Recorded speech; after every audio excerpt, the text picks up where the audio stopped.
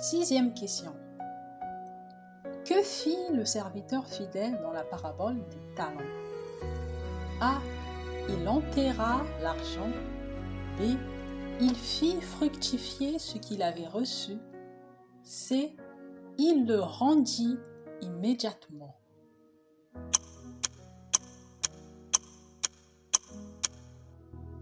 La réponse est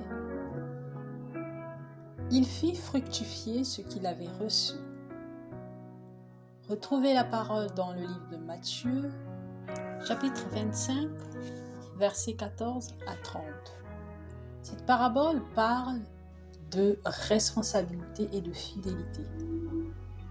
Dieu nous a donné, non pas pour que nous puissions le garder pour nous-mêmes, mais pour que nous puissions le fructifier.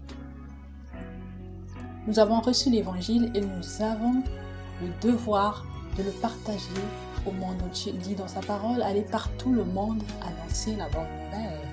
Oui, cette bonne nouvelle qui sauve de tous nos péchés. Alors ne vous taisez pas.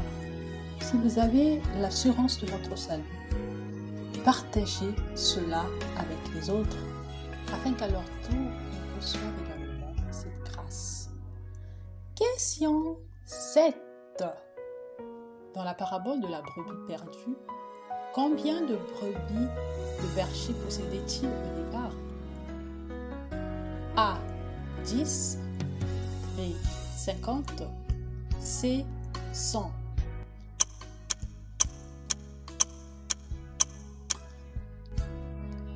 La réponse est 100.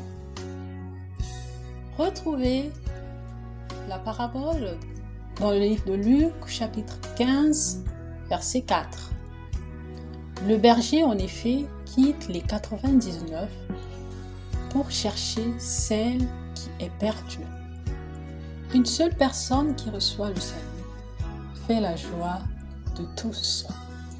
Dieu se réjouit. Il est très reconnaissant pour cela. 8e question. Que représente le grain de sénévé dans cette parabole? A. La foi. B. Le royaume des cieux. C. La richesse.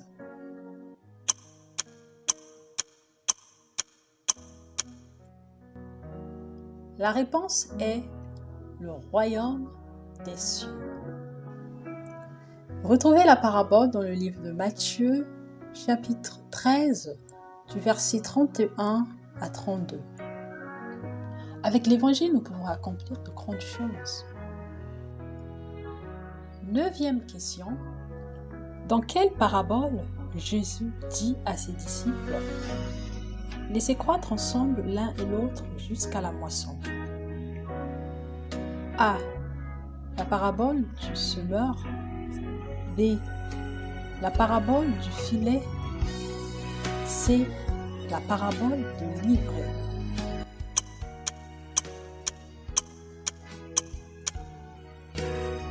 La réponse est C. La parabole de l'ivraie.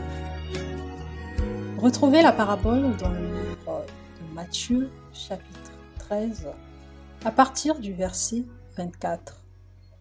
Dieu est le maître des circonstances et des temps. Il fait grâce à qui il veut et quand il veut. Il agit également en son temps.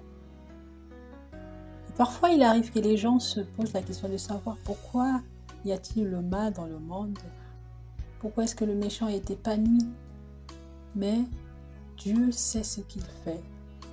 Au temps marqué, au temps prévu, il agira. Il laisse croître toutes choses ensemble. Il laisse le juste et le méchant croître ensemble. Et au temps marqué, il agira. On fait la 10e question. Dans la parabole du riche et de Lazare, où allait le pauvre après sa mort? A.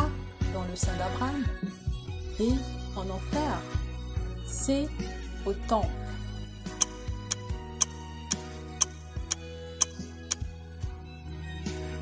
Eh bien, la réponse est dans le sein d'Abraham.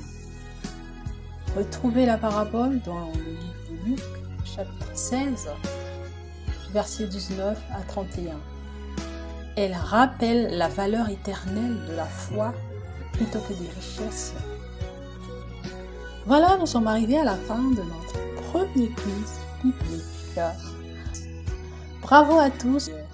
N'hésite pas, dis-moi en commentaire ton score sur 10. Et n'oublie pas, en Jésus-Christ, tout va bien.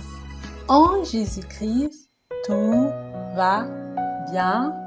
En Jésus-Christ, tout va bien.